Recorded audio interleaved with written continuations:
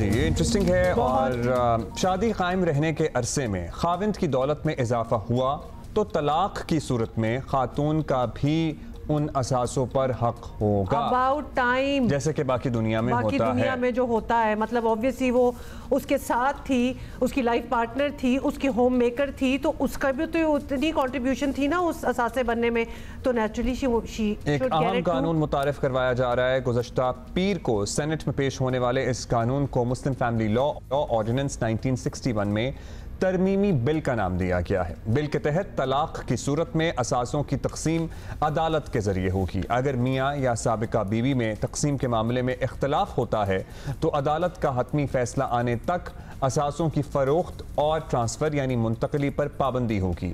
فی الحال اس بل کا اطلاق اسلام آباد تک ہوگا. پر یہ پھر بھی بہت بڑی چیز ہے.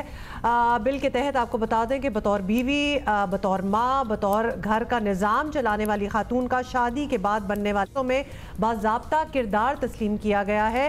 اور بل کے تحت شادی کے دوران بننے والے اثاثوں سے جو طلاق یافتہ خاتون کو ملے گا وہ نان نفقہ کے علاوہ ہوگا جو شوہر اپنی سابقہ بیوی کو دینے کا پابند ہوتا ہے. یعنی وہ جو پیپر ورک وغیرہ میں نہیں, وہ جو دیے جاتے ہیں پیسے, وہ جو پیسے, ہاں نان نفقہ جو دیا جاتا ہے نا, جیسے بچوں کی صورت میں آپ ان کا خرچہ اٹھاتے ہیں, وہ سارا کریں, ماہانہ خرچہ جو اٹھاتے ہیں, یہ سب کچھ اس کے علاوہ ہوگا. سو اس کو اس میں ایڈجسٹ نہیں کیا جا سکے گا. سیٹلمنٹ میں یہ چیزیں آئیں گی. ہاں, اس پرائیویٹ ممبر بل کو خواتین کے حقوق کے حصول کے جدوجہد میں ایک اہم قدم تو سرٹنلی قرار دیا جا رہا ہے. امید بھی رکھتے ہیں کہ پارلیمنٹ اسے جلد پاس کر کے صوبوں کے لیے ایک مثال قائم کرے گی. One step at time. Certainly یہ لگتا ہے. آمنہ قادر ہمارے ساتھ ہیں, ماہر قانون ہیں. آمنہ, ہم آپ سے سمجھنے کی کوشش کر رہے ہیں نیو میرج بل میں, لیکن ایک جو obvious سی بات اس میں نظر آ رہی ہے کہ ایک خاتون کا ایک وائف کا جو رول ہے that has become relevant bigger than just being a housewife. she is a homemaker. تو یہ بہت بڑی چیز ہے, ورنہ تو ہاؤس وائف کو کچھ سمجھا ہی نہیں جا رہا تھا اور پھر کچھ دیا بھی نہیں جا رہا تھا. جی السلام علیکم ہما اور عبداللہ, تھینک یو. آئی تھنک اس میں مین کنٹریبیوشن جو ریکگنائز ہو رہی ہے یہ ہے کہ ان پیڈ لیبر کی, کیونکہ جو خاتون اپنی پوری زندگی گزارتی ہے بچوں کے خیال میں, وہ بچوں کا خیال رکھتی ہے, وہ گھر کو ڈیولپ کرتی ہے, that is unpaid labour. So it's labour that because کیونکہ خاتون یہ کرتی ہے, شوہر باہر جا کے کما سکتا ہے. لیٹس سے فار ایگزامپل وہ اپنا اگر کوئی اس کا کوئی خود کاروبار ہے وہ چھوڑ کے, obviously she is bound کیونکہ بچہ تو وہ پیدا کرتی ہے, تو she has biological constraints that the man does not have. تو آئی تھنک اس میں کافی اٹس ویری نیسسری دیٹ یہ بل پاس ہوا ہے and I am hopeful کہ provinces are going to follow suit.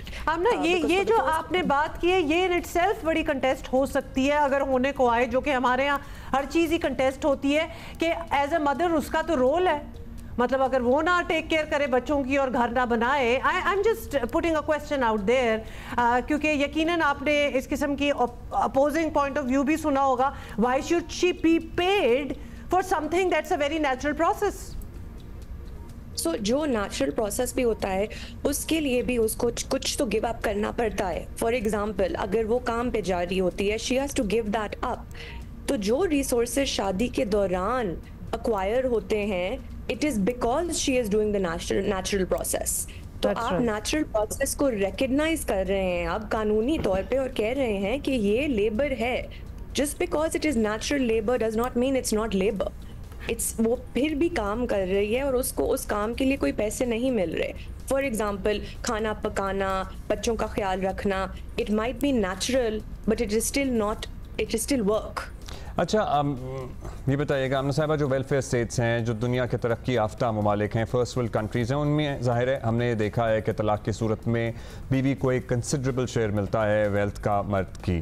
یہاں پر کوئی پرسنٹیج طے ہو رہی ہے, نہیں ہو رہی ہے؟ ظاہر ہے ابھی تو یہ پیش کیا گیا ہے, اس کو آگے تک جانا بھی ضروری ہے.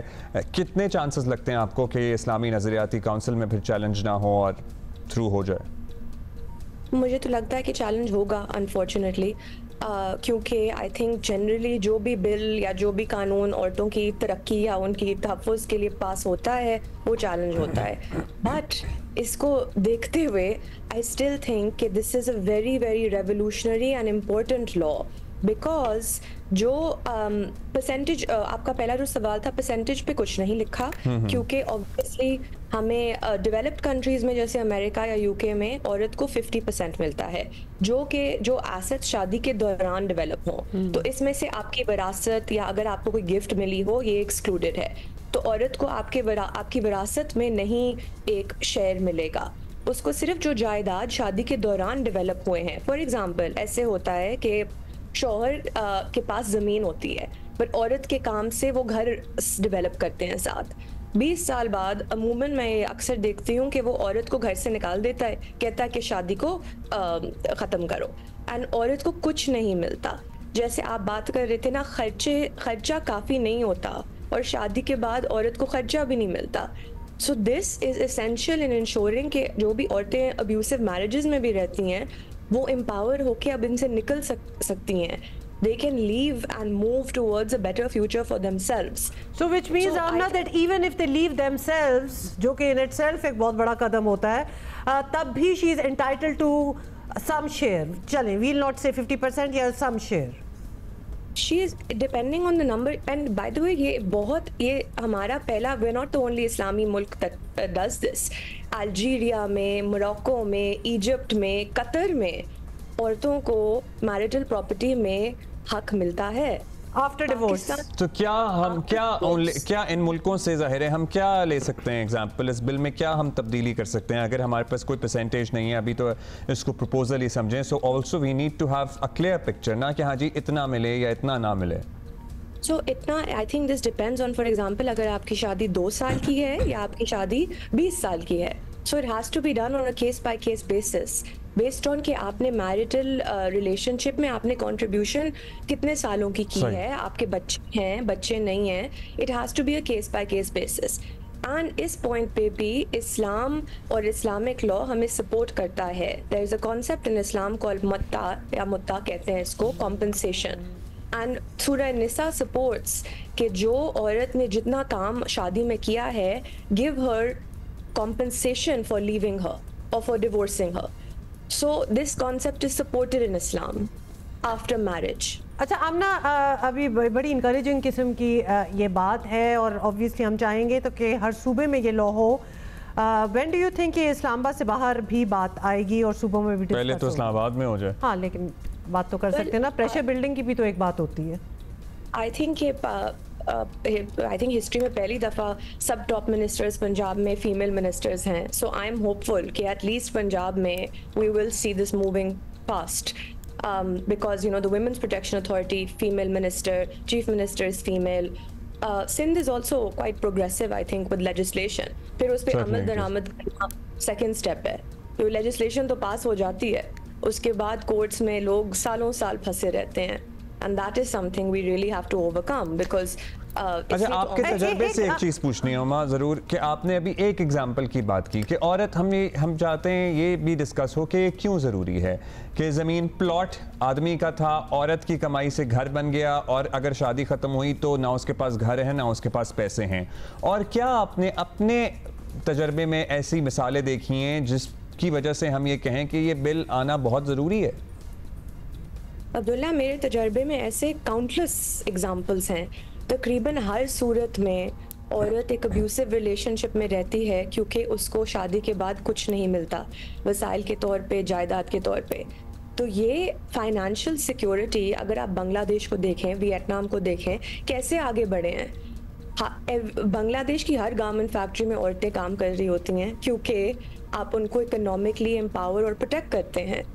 یہاں تو عورتوں کو مطلب اکنامکلی امپاور کرنا is a very secondary and afterthought, and that's why it is critical to empower women so that they can be protected after the marriage is over. ہمارے لیے تو سیکنڈری تھاٹ کیا, ہمارے لیے تو یہ thought ہی نہیں ہوتی frankly. And of course as you said we are sure that you have countless examples, hence we are wondering. اور یہ ذرا آبویسلی دور کی بات ہے لیکن چونکہ پرپوزل اب یہ آ ہی گیا ہے and this might be made into a law, implementation is always going to be a challenge. کیونکہ یہ تو پھر لگتا ہے کہ ہر لڑکی کو and if she has the resources تو اس کو عدالت ہی جانا پڑے گا یہ اپنا رائٹ لینے کے لیے. اس طرح ازمپشن نہیں ہو سکتی کہ ایک آدمی کو پتا ہو کہ میں اگر اپنی بیوی کو طلاق دوں گا تو مجھے یہ سب کچھ بھی دینا ہوگا. اتنا جہاں بلیک اینڈ وائٹ جہاں باپ کی وراثت کا حصہ لینے کے لیے عورت کو عدالت جانا پڑتا ہے بھائیوں سے, تو یہ تو پھر شوہر ہے. Exactly, and I think that one of the main most important چیز یہ ہے کہ ہم اس پہ بات کر رہے ہیں, اویئرنیس ریز کر رہے ہیں, کیونکہ یہی مجھے مسئلہ فیس ہوتا ہے کیسز میں کہ وہ باپ کی وراثت میں اس کو حصہ نہیں ملتا, تو یہ کیسے ملے گا. پوائنٹ اس کہ ہمیں اویئرنیس ریز کرنی ہے, and but the reason this is important is because عورت کام کر رہی ہے شادی میں, آپ بس اس کام کو قانونی طور پہ ریکگنائز نہیں کر رہے. اچھا آمنہ, چونکہ آپ ہیں موجود, ایک سوال پلیز بہت سارا ہمیں آتا ہے کہ اگر باپ اس دنیا سے چلا گیا اور ساری پراپرٹی ماں کے حوالے ہو گئی, یوزلی ہوتا ہے کہ ماں کے نام ہو جاتی ہے, سو ماں اپنی مرضی سے پھر بچوں میں وہ پراپرٹی بانٹ سکتی ہے کہ بیٹیوں کو کچھ نہیں دینا, بیٹوں کو دینا ہے, یا پھر باپ تو ظاہر ہے جلدی چلا گیا, بچے چھوٹے تھے, یا پھر ماں پہ لازم ہے کہ وہ شریعت کے مطابق, قانون کے مطابق پراپرٹی تقسیم کرے, اور بچے بعد میں اگر چیلنج کر سکیں اگر ماں نے گفٹ بھی کر دی ہے پراپرٹی تو؟ شریعت کے مطابق پراپرٹی ماں کے پاس نہیں جاتی. شریعت کے مطابق ماں پراپرٹی سب لیگل ایئرز کے پاس جاتی ہے.